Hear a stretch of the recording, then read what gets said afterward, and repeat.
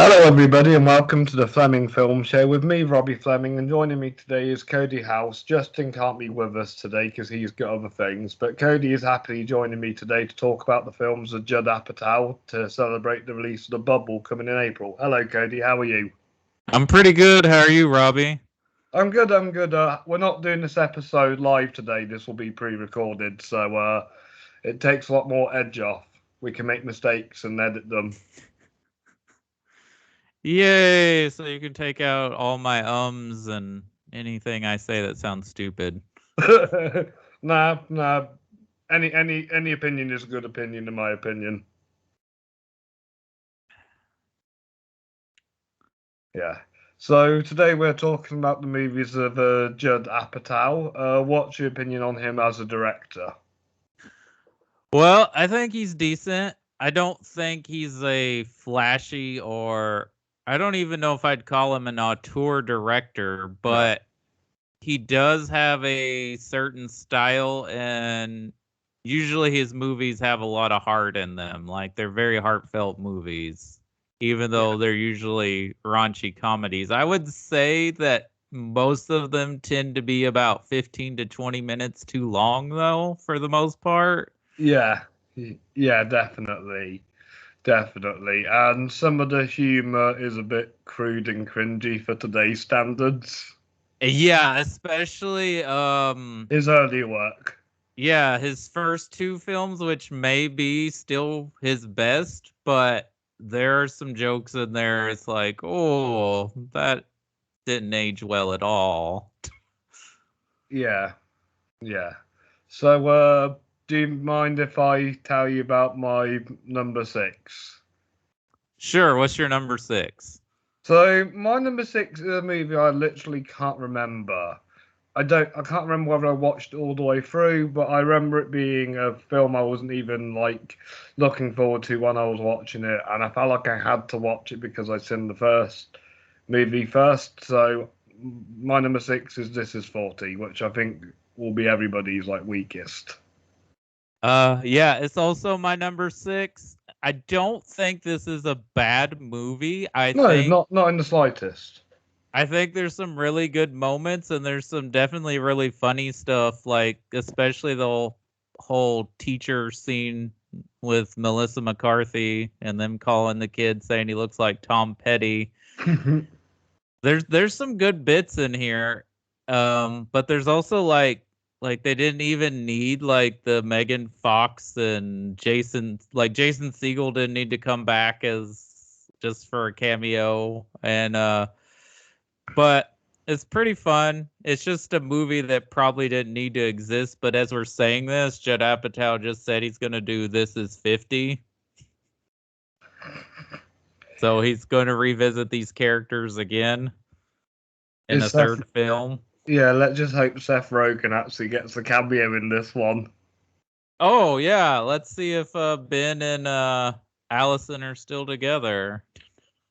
Yes. Going on to my number five. My number five is actually Knocked Up.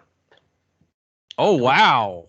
Yeah, for a Okay. reason you did it, it drags. It drags. I watched this movie like 2019 or 2020, and I was just thinking this film has not aged well in terms of its humor, in terms of its themes, and in terms of its runtime. I just don't really see it as a good comedy film like I used to, and I think Judd Apatow has made better since this movie.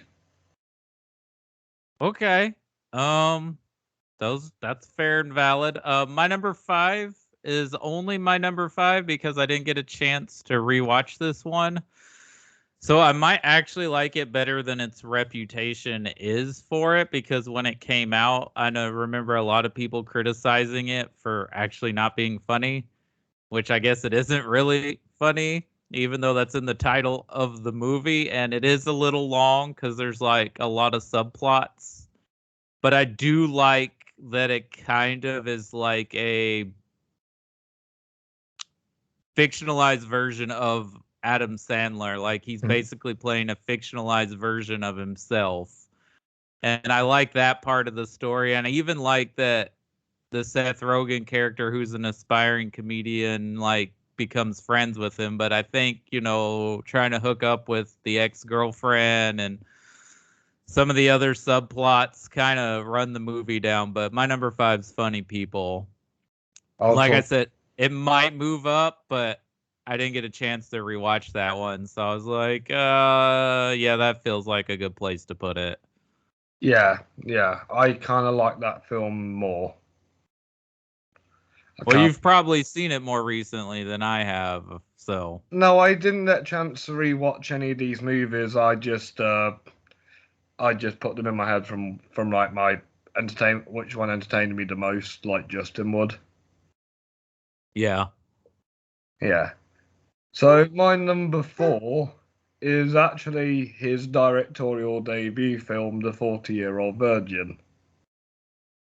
Dude, this is his first movie, and this is what I like about this movie is it's just a bunch of guys trying to live by, and obviously Steve Carell's character is 40 years old. He's never really had a proper relationship, and he's never had sexual intercourse.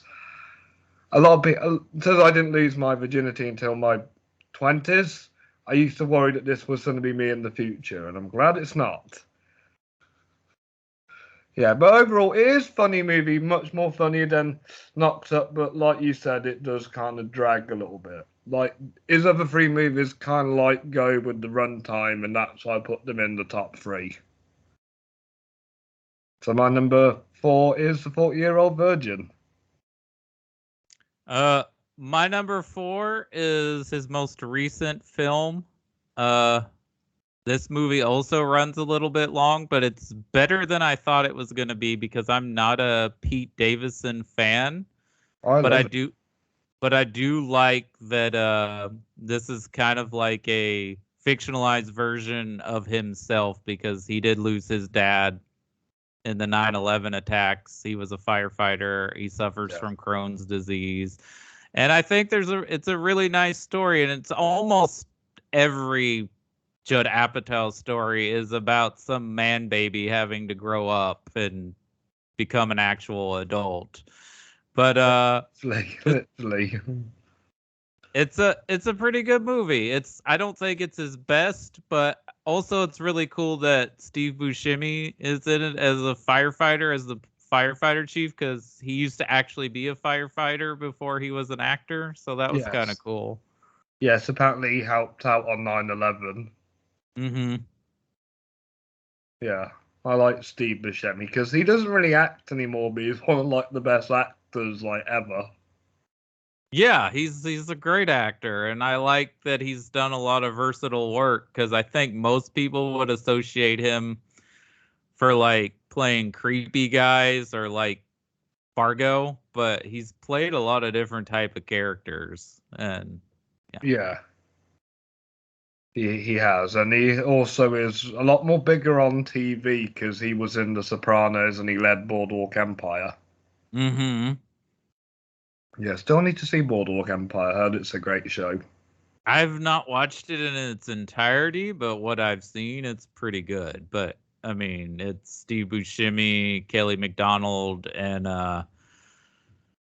what is that guy's name? He just died. He was also on The Wire. Is it Michael Williams? Is that his name? Williams. Yeah. So I mean, those are all phenomenal actors. Yes, and I heard Stephen Graham, the British guy, is in it as well. Mm-hmm. Yeah, he's normally again like Steve. He's probably the Steve Buscemi of now, Stephen Graham, and they're both called Steve. He doesn't have as distinctive of eyes, though, right? Like Steve Buscemi. No, it's more his Liverpudlian accent. That's more Stephen Graham's thing. Yeah. So you ready to hear my number 3? Sure.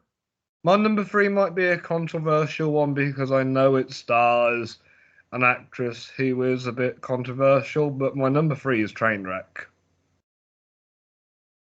And like you said, it's a man-child thing, but as a woman this time, and she's got to learn to go up.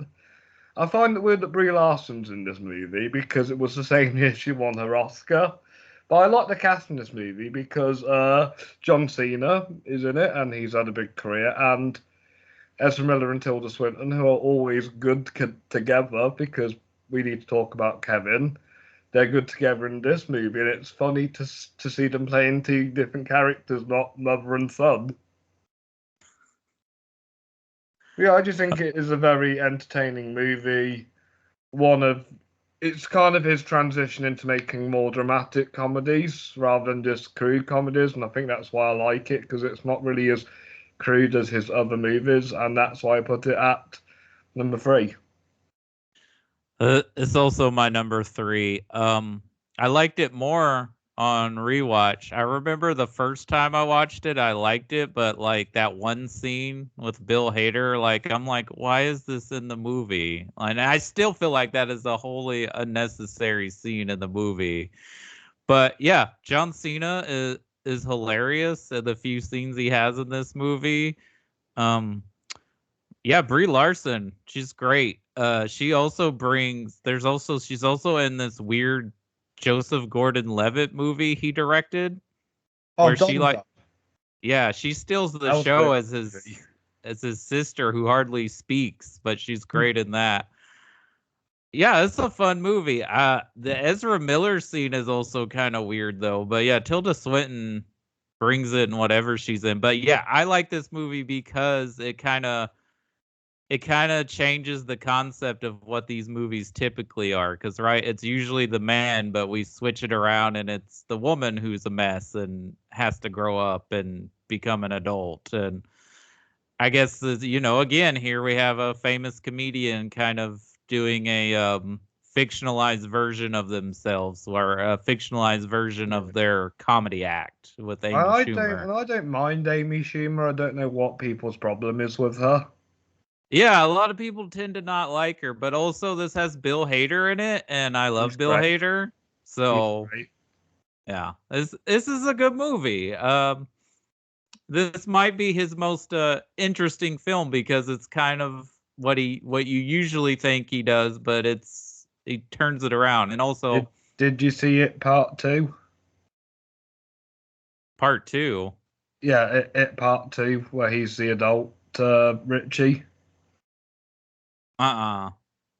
He plays like it chapter 1. They're all kids, and in it chapter 2. Oh, that's what all- you meant. In chapter 2, I just heard. Yeah, I've seen it chapter 2. Sorry, Yeah, I didn't hear the it in it's okay. there.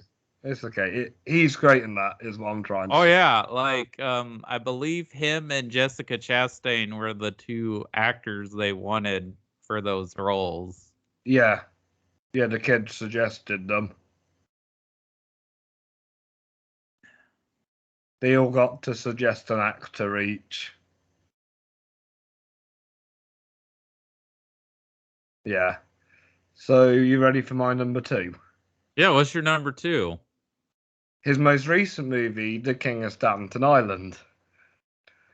Yes, so we get to see more of Pete Davidson, because obviously I didn't really know him till 2019 when that Motley Crue film came out, and you get to explore more him as a person, and you get to see his life, and more Judd Apatow in a more dramatic kind of environment, and it works well. And I think the show stealer in this movie is Marissa Tomei. Oh man, I love Marissa Tomei, and I've never seen My Cousin Vinny, but I don't understand why everyone hates on her for winning Oh, the Oscar for that. she steals the show in that movie. Because she's a great actress, Yeah, and I think she's having a nice second run career, even though she's kind of having to play like the hot mom roles. But that's fine. She's an incredible looking woman, and she's a great yeah. actress. She is. She is. It's funny because she doesn't have children. Yet she plays all these mum roles. Well, I mean, she's the aunt in Spider-Man, Yeah. but it's basically a mom role, Yeah. which I don't understand why. I know why some people are freaking out because in the comics, Aunt May's supposed to be like an elderly woman, but it would make sense that a teenage boy would have an aunt in her 40s or 50s. Yeah. Exactly. Like, yeah. And like, it just happens. You get older, you're going to be more attracted to the moms than you are the other characters as you get older. Exactly. Yeah, overall, fantastic movie. It's really well written because Pete helped Judd with the screenplay, and I think they write a solid screenplay. And Bill Burr, Steve Buscemi, one of his daughters plays his sister. I can't remember which one it is, but yeah, all fantastic. And Machine Gun Kelly has his cameo, and I don't know why, but I keep thinking Pete Davidson and Machine Gun Kelly would work well as a duo. Because they both have a lot of tattoos. Not just that, I just feel that they would have the same their chemistry would bounce off each other. Did you know Pete Davidson's in Trainwreck briefly? Yes. And that was Amy Schumer that did that. Because she liked his comedy. Nice. So what's your number 2? My number 2 was your number 4, and I understand all the criticisms you have with this movie. Definitely a lot of the comedy has not aged well, especially the whole Seth Rogen, Paul Rudd exchange. But to be honest, that is probably the funniest scene in the movie, and I like how it's all improvised. But despite all the crudeness and the cringy bro humor that's in there, there's a really sweet romantic love story in this movie. And I think Steve Carell's charms as the lead make this movie really sweet and poignant. So number 2 is the 40-Year-Old Virgin. Is this your favorite Steve Carell film as well? Probably. I'm trying to think of another Steve Carell movie I like this much. Does Little Miss Sunshine count? Oh yeah, that's a really good one. That's a really good role for him too. Yeah, he was very good in that film. I liked his character a lot. Yes. So with your number 2 being the 40-Year-Old Virgin, do you have anything else you want to say about it? No, not really. I just really think it's a really sweet and funny movie, and it made Steve Carell a star. And I think the success of this movie probably helped The Office become a hit show, and they kind of reshaped his character, I think, off of the success of this movie. Nice. Because if you remember the first season of The Office, the first season of the US Office is just a shot-to-shot remake, exactly, episode remake of the Ricky Gervais one, and that's why in the second one I'm glad that they changed it up a bit because you don't want to be seeing the same boring show. And I think Steve Carell's comedy works better than trying to make him like Ricky Gervais's character. Exactly.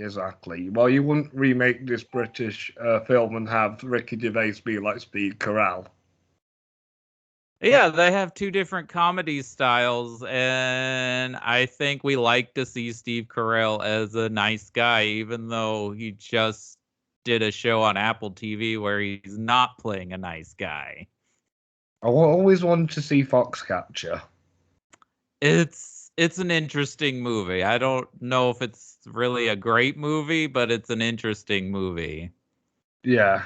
But everyone, because Steve Carell got a nomination, and I think maybe Mark Ruffalo did, but everyone forgot about Channing Tatum, who actually is really good in the movie.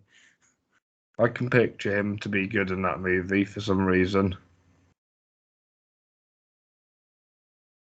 Right, you ready for my favorite Judd Apatow movie? I am. I guess I got to rewatch this movie because I do remember liking it, but it's your number 1. Yes, you see, Cody, back in 2009, 2010, my favourite actor was Adam Sandler. And to see him, obviously I didn't see Punch Drunk Love till like years afterwards, and Uncut Gems didn't come out now, and I was surprised to see him take a more of a dramatic and straightforward more role. And it was weird seeing him play an angry dickhead celebrity because Sandler's meant to be one of the nicest celebrities in the world. But yeah, Seth Rogen's great, Eric Bana's great, Leslie Mann's great, the daughters are great, the comedy is great, the celebrities appearing as themselves is great. It's one of the more realistic times I see like celebrity cameos, because he hasn't talked to many big stars, and this movie has Eminem in, and obviously 2009, I loved Eminem. So this was just peak time for you to watch this movie. Yes, and that's why it became my number one. I will say one thing about this movie is why isn't Eric Bana in more things? He is an underrated actor. Oh, he is. He is. I liked his Hulk movie, as you know. Me too. I also like him in Black Hawk Down. I like him. He's one of the best things about Troy. Actually, he might be the best thing about Troy. Yes, because he outsages Brad Pitt. He wasn't really needed for that movie. Brad Pitt? Yeah, they could have just got a random supporting actor to play his role. They could have, but they're like, look, it's Brad Pitt, and he got all jacked to play Achilles. I mean, they were trying to get the big celebrity. So To sell the movie. It doesn't always work. No, it doesn't always work, and at this point in cinema, it doesn't even matter who's in the movie. No, it doesn't. It doesn't matter who's acted in it or who's directed it anymore. So yeah. Well, so I guess your number one is Knocked Up. yeah, my number one is Knocked Up. Again, there are certain parts of this movie that have not aged well, especially the stuff with all of Seth Rogen's buddies, who are all just their actual names in real life. So that's interesting. Not just that, it's just they're kind of perverts because they want to make a Mr. Skin website. Yeah.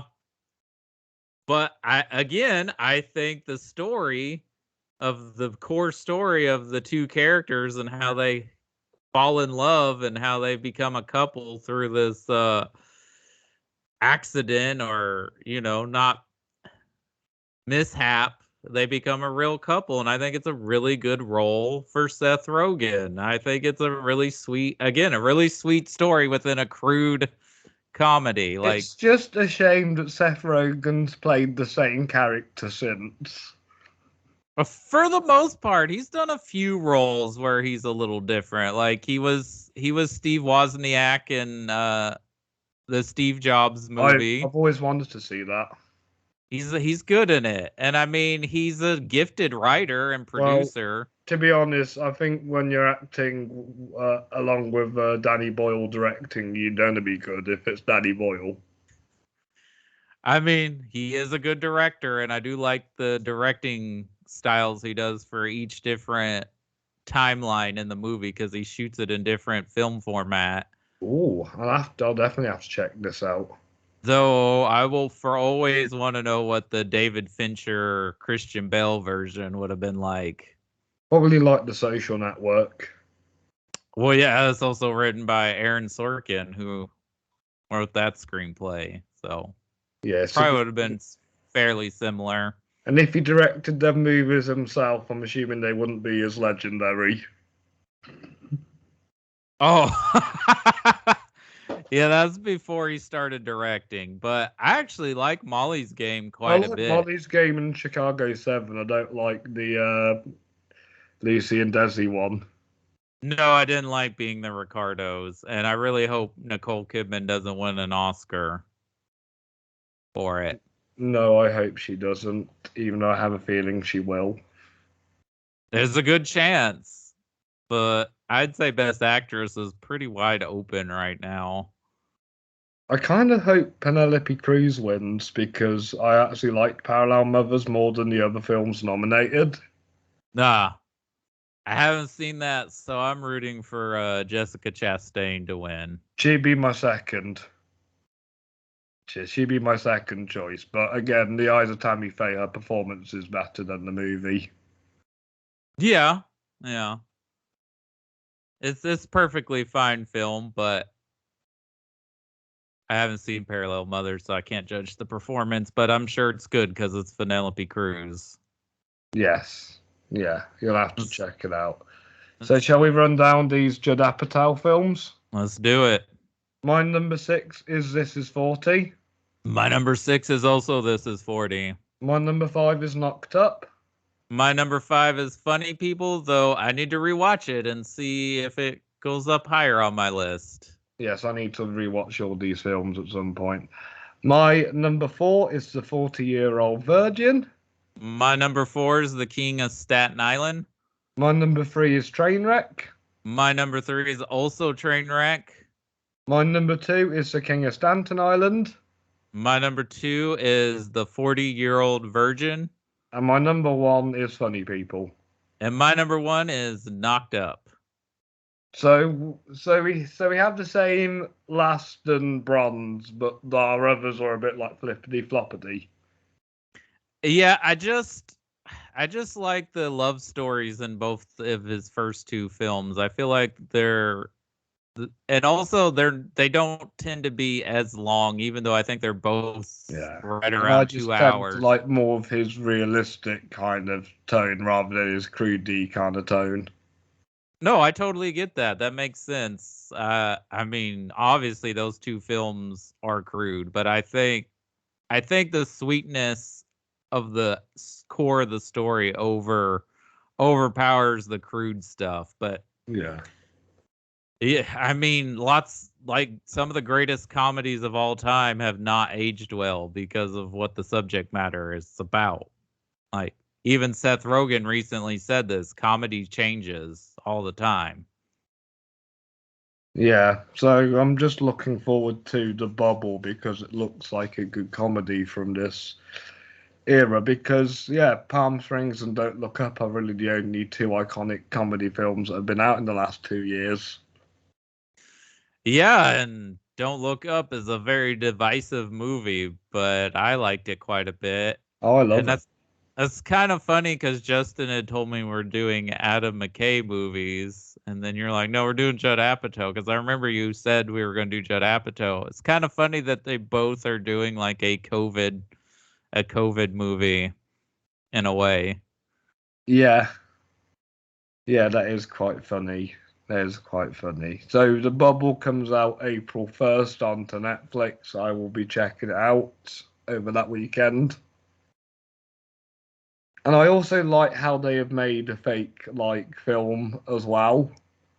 I think that is clever how they're doing it. And it looks like a critique on the film franchise. Oh yeah, it looks like it's definitely taking a stab at all the IP and franchises that tend to rule the box office this day. Yeah.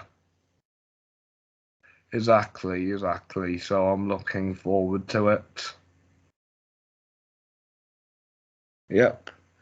So, Cody, thank you for coming on today. I'm going to end things here. Thank you guys for watching or listening. If you've been listening to it on Spotify or watched us on YouTube, let us know your favourite Judd Apatow movies. And Justin will be back with me next week. I don't know what we're going to talk about. Probably the Oscars. So we'll do that the week next after. Sunday. Yes, we'll do that the week after. We'll have our chat about the Oscars the week after. Next week, I will let you know as soon as I can. Till then, we will talk again soon. Cody, thank you for coming on as a guest host today, and I'll see you soon. Yeah, absolutely. Always welcome to be on. Thanks for having me. And yeah, I hadn't seen any of these movies in years, so it's kind of nice to watch them again. I bet it was, and I need to rewatch all these great movies too. All right. See you later, Cody. Bye. Bye-bye.